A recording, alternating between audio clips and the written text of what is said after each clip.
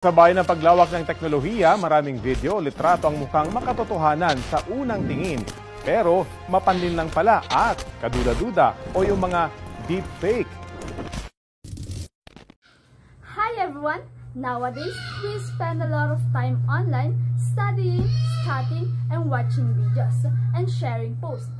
But while the internet giving us a lot of fun and learning, it also has some risk. That's true. Not everything we see or read online is real, and not everyone we meet can be trusted. Exactly. That's why we need to learn how to stay safe online, find factual information, and know that do's and don'ts whenever we're on the internet. So, join us as we share simple but powerful tips to protect yourself, your privacy, and your peace of mind while using the web. Let's learn how to stay smart and safe online.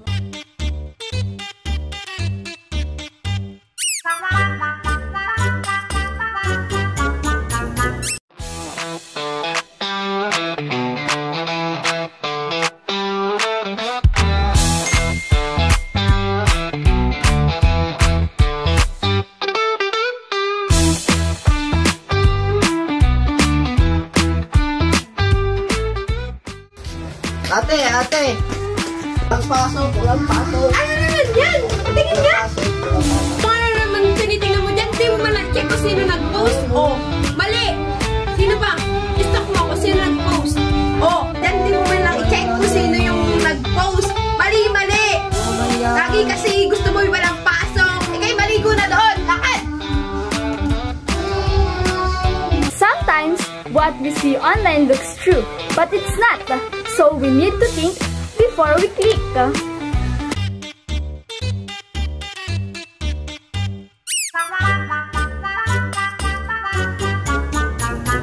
Nicole, tingnan mo. Mukhang magagamit natin ito sa chapter 2. Parang okay naman yung ano niya. Oh, maganda yung writing. Pero tingnan mo naman yung mga spelling mali-mali. Yung may spelling ng receive. R-E-C-I-E-V-E. Di ba mali yun? Mali na. Oh, bakit sa information na yan? Dapat hahanap ka ng maganda yung text, maganda yung spelling, at ayos lahat ng format para masabi natin na tama yung information. Katulad nito nasa libro. Katulad na, masasabi talaga natin na tama yung mga information, di ba? Thank you, Nicole. Getting factual information means checking credibility, look at the author, the source, and the date it was published.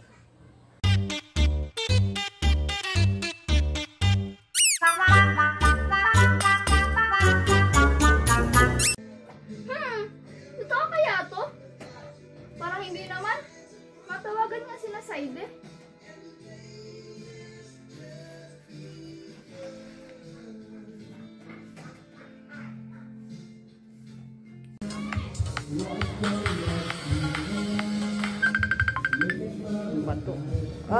Ate, si Nicole, natawag. Ba yan si Nicole? Tawag na tawag ako yung nagwawalis. Patingin. Ano? Bakit? May na-receive akong message. Ano? Mananalo daw ako ng load. Alay, pindutin mo! Sayang yan! Napakalaking bagay yan sa'yo na. Ate, peke yan eh. Matagal na yan. Matagal. Patingin nga. Uto ka Send din mo sa akin. eh. Patingin ako. Kukunin lang load niyan. Oo! At binabak na. Oh. Kinukuha 50 lang. 50 Peke gigabyte. yan. Ano? Kinukuha lang Kausapin mo yung nga, load Aris, dyan. Kausapin mo. Mag-away. Ibak Hindi mo na Hindi yan. siya maintindihan. Ibak mo na yan. Nagnanakaw lang yan ng load sa'yo. I-block mo na lang yung message sa'yo. Dito na sige. yan. Thank you, Steve. Never trust random messages or links. Protect your personal data and privacy.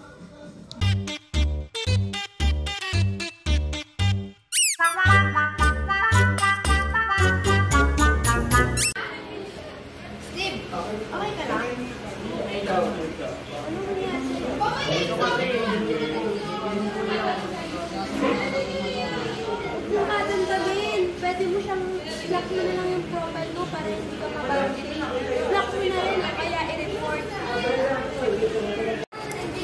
Cyberbullying hurts more than people realize. But we can all help stop it by speaking up, reporting it, and being kind.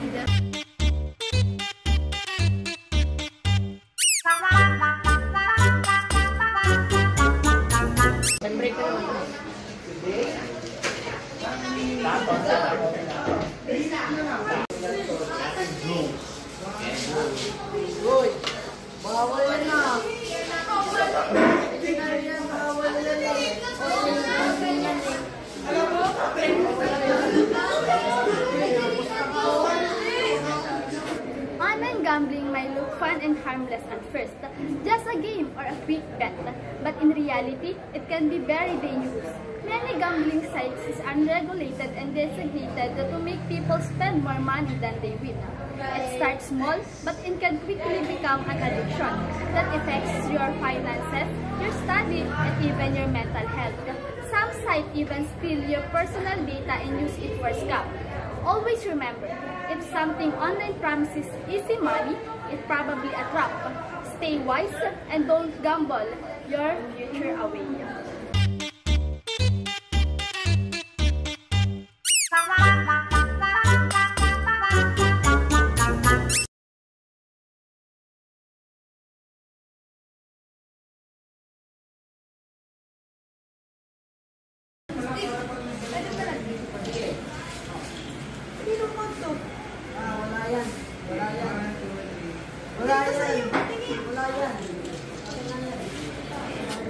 Identity theft happen when someone steals your personal information like your name, birthday, password, or even your bank details and uses it without your permission.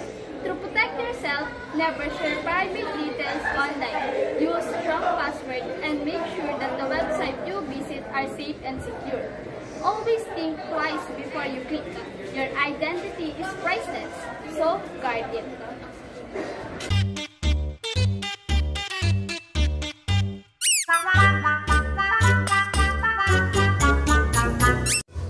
So we already witnessed the different dangers of using social media. So here's the do's and don'ts. First is the do's. Verify sources before sharing news. Second, use strong and unique password. Third, keep accounts private. Fourth, be kind and respectful online. 5. Think before posting.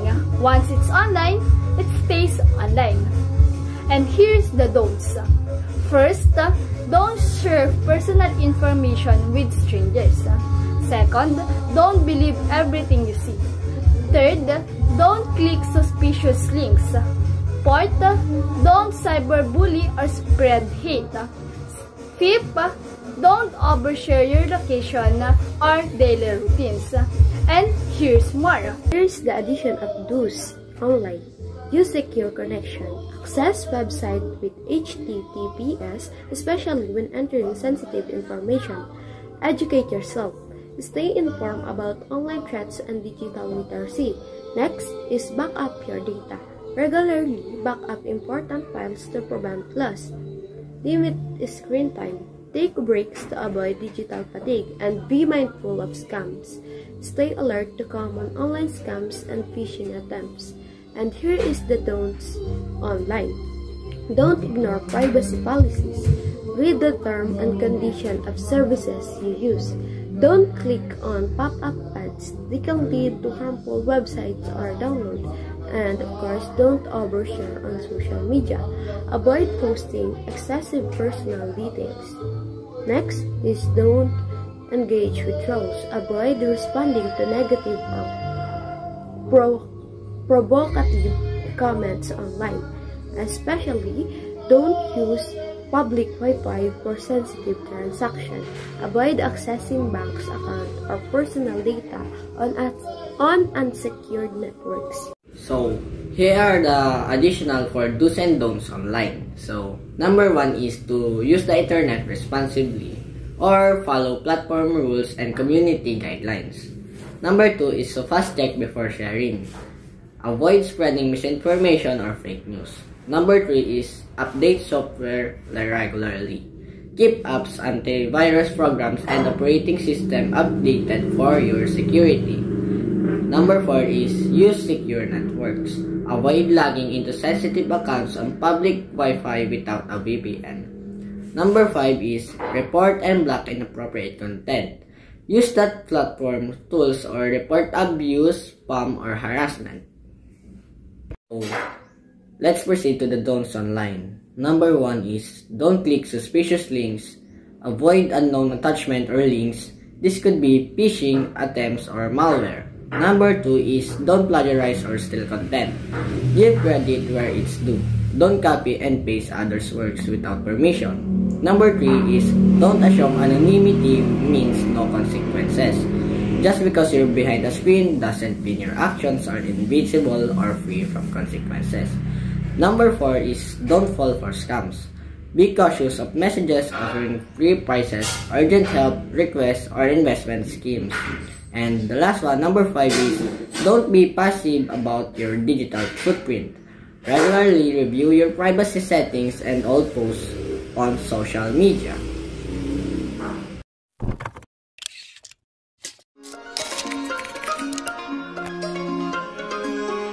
The internet is a powerful tool.